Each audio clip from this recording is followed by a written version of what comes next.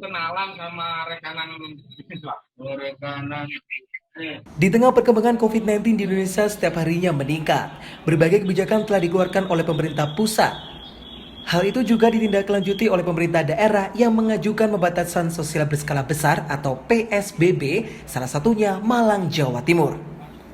Bersiap akan hal itu, Kampung Cempuk Dusun Sumberjo, Desa Kalisongo, Dau, Kabupaten Malang, melakukan simulasi pembatasan sosial berskala besar. Simulasi ini berfokus pada penanganan tanggap bencana COVID-19 di level RT dan RW sebagai garda pertama untuk menjadi kampung tangguh dan tanggap COVID-19.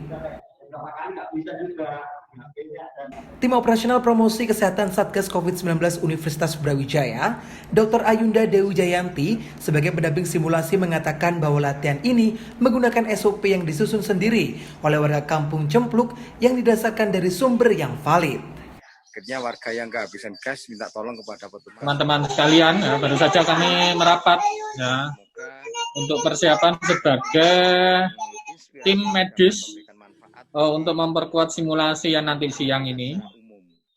Ya, ini tadi tim ambulan, di mana nanti simulasinya ini adalah ambulan dari puskesmas yang akan meluncur berkaitan dengan adanya warga yang dikarantina dan sakit, lalu harus dilakukan rujukan ke rumah sakit. Nah, setelah itu nanti disimulasikan setelah beberapa hari berikutnya, warga Kampung Cempluk yang sakit tadi meninggal, ya, lalu nanti ada petugas dari rumah sakit ini yang mengantar jenazah tersebut. Nah, tetapi rumah sakit yang mengantar jenazah tersebut tidak punya kemampuan pemulasaraan jenazah pasien COVID.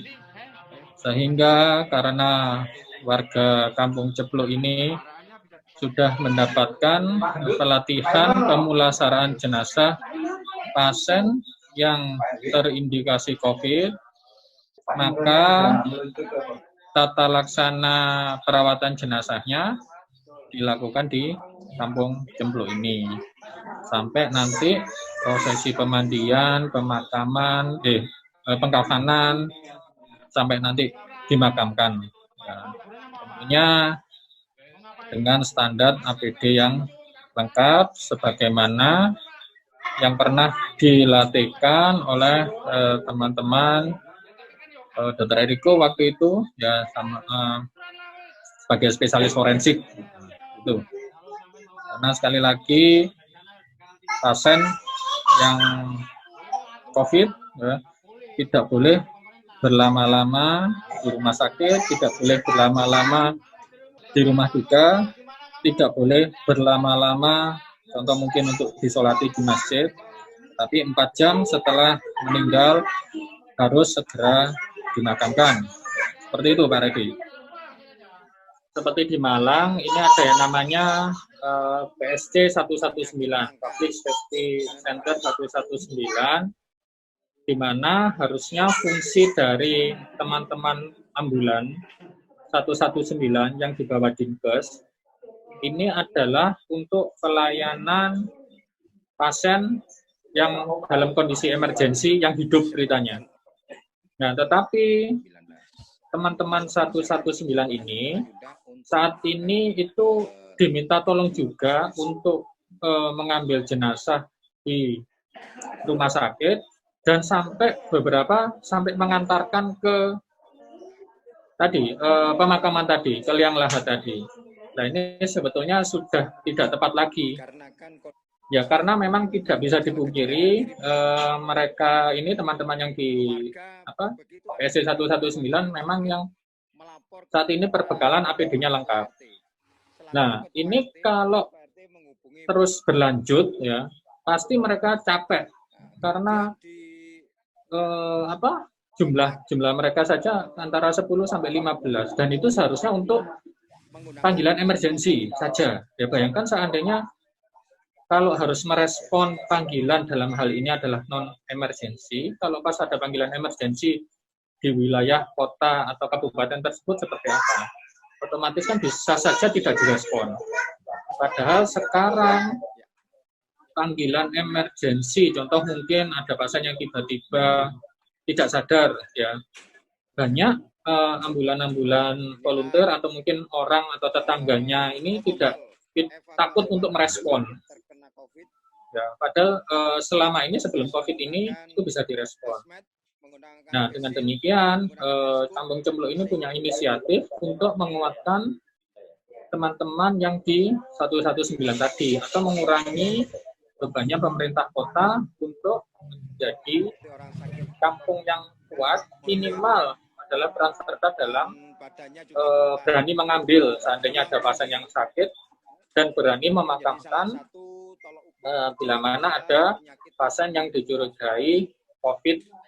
Nah, jadi tentunya harus dengan prosedur keamanan dan tata cara pemulasaran jenazah berdasarkan panduan pengendalian infeksi. Kalau proporsi memang saya tidak bisa menghitung ya, tapi taruhlah RW ada mungkin 5.000 warga di situ dengan memiliki antara petugas yang membantu evakuasi yang mengantar misal ke rumah sakit atau juga nanti yang mengantar ke prosesi pemakaman, setidaknya ya kurang lebih 10 orang itu proporsinya. Itu untuk RW atau mungkin kampung. Itu bisa diduplikasi. Dan juga harapannya sih pasca simulasi ini kan nanti kita akan menyempurnakan SOP. SOP yang untuk diduplikasi ke kampung-kampung yang lain. Seperti itu. Jadi harus sesegera mungkin ini diduplikasi. Dan juga ini tadi aja saya tanya ke teman-teman di Cempluk ya, karena adanya pelatihan seperti ini ya, dalam hal ini adalah respon terhadap pengantar orang sakit yang curiga COVID dan pengantaran jenazah yang curiga COVID. Jadi tadi teman-teman saya lihat malah dapat peralatan APD ya, meskipun minimal masih cover all ya, tetapi pasti lambat laun pasti akan ada donatur yang saya harapkan bisa memfasilitasi contoh mungkin petugas makan. Adapun rangkaian kegiatan simulasi adalah pembagian sembako ke warga yang terdampak, simulasi jika ada tindak kriminal, simulasi penanganan apabila ada warga yang terkena virus corona, simulasi penanganan jenazah pasien COVID-19, simulasi penerimaan makanan dari ojek online, dan simulasi pengiriman paket barang. Dari Kampung Cempluk, Redi, Panitia Simulasi PSBB, melaporkan untuk UB TV.